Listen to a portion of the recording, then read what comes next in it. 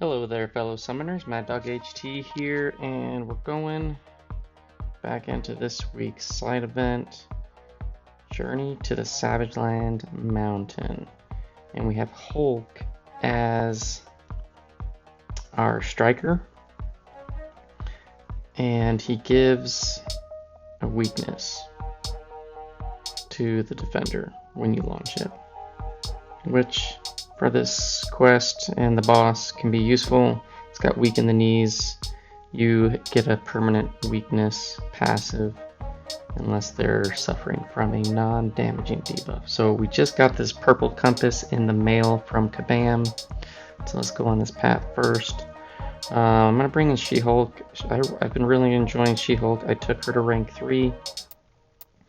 She has terrible prestige, but she is a really solid champion. And she's a lot of fun. Her SIG is like SIG 60. So she does have the ability, her abilities to like shrug off debuffs or do all the different things she can do against all the classes. It's pretty decent. And I do have Mr. Fantastic on the team, so I get those power stings from applying any kind of debuff. And yeah, there we go. So I didn't really see the weakness, mainly I think because we always had a non-damaging debuff in play. Let's try Falcon on this Sentry. I think we should see the weakness straight out the gate. Yeah, there it is.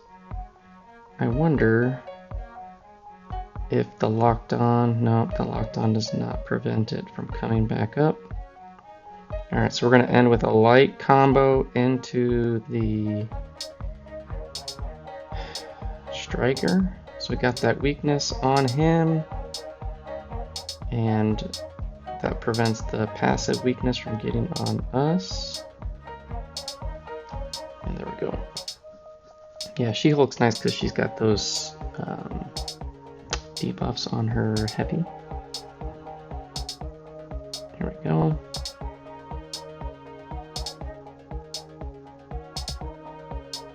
Alright, we're gonna go in with... So the interesting thing here is you can apply... Let's go, so we'll put on the debuff siphoner for the bleeds for Nick Fury and the bleeds that I may get from Squirrel Girl if I block her attacks. So the nice thing is here, if you put on a Nick Fury, or not, if you put on a Mr. Fantastic pre-fight, that's pretty much going to be able to last the whole fight.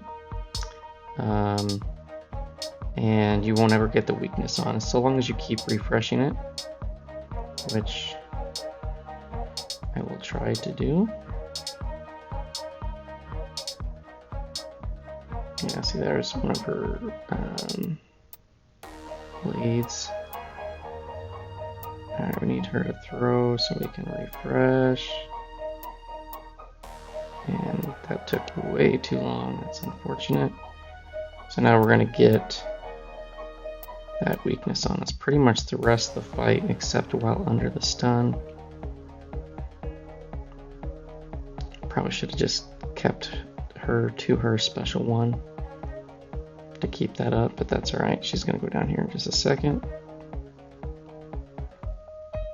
And then again, yeah, you always have the striker. And that special 2 animation is crazy long. I'm not going to counter it because I'm not super familiar with it. And then here, tap her over. Yeah, so that if, you know, the striker is going to give you, with Hulk, is going to give you the ability to throw on that weakness to get around it. But Mr. Fantastic, he will do great to get around it in general. We're actually, let's actually use him. Here, we'll use all of them so we can stack some more coming out of this fight.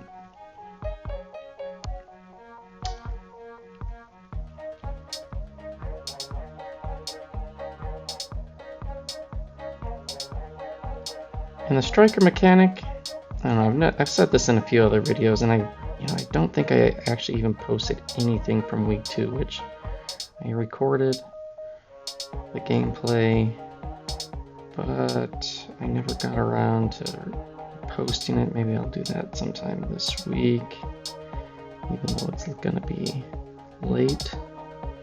Maybe most people would have done it, but maybe there'll be a few that procrastinate to the very end. And maybe they'll find it useful. Maybe not. Maybe, who knows.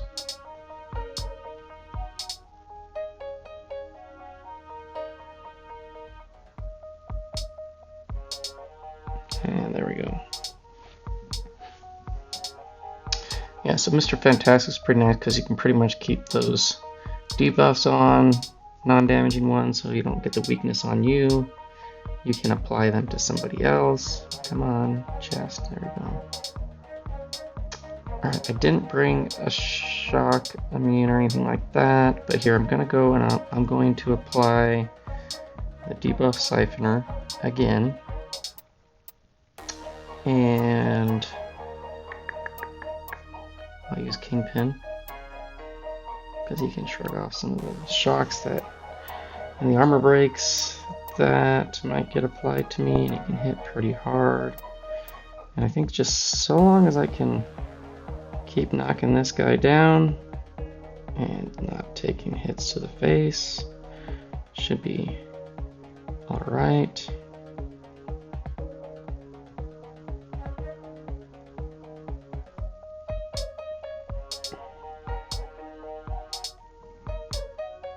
The Kingpin's a monster.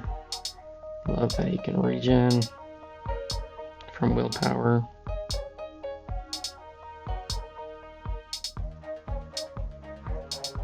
But yeah, Mr. Fantastic kind of makes the point of having a striker, the Hulk striker, on this setup, at least this path, and the boss kind of makes it irrelevant.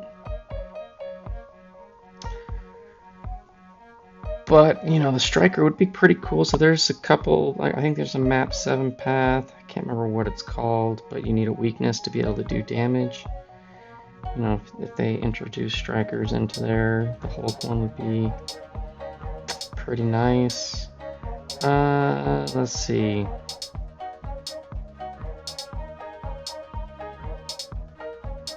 So here, I'm just gonna go.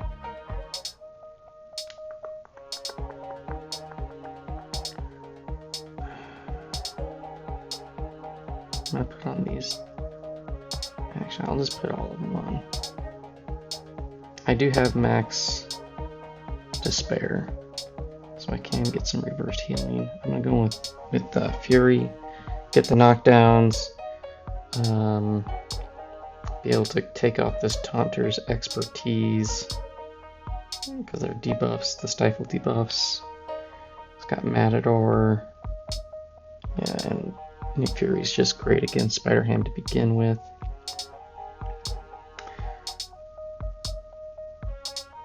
So the one thing I do need to worry about is getting enough charges to where he won't evade.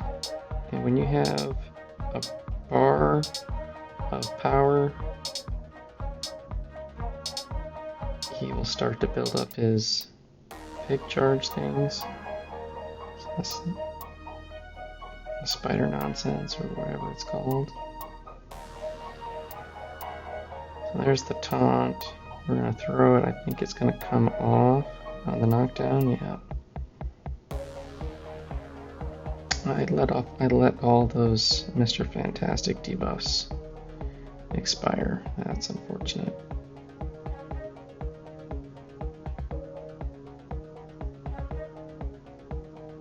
But I do get a disorient. Here we're gonna smash him. There we go. Alright, so now he can start evading. There he goes. We're going to do a heavy knockdown. Clear those out. We got a porker popper on us right when we threw that. That's alright.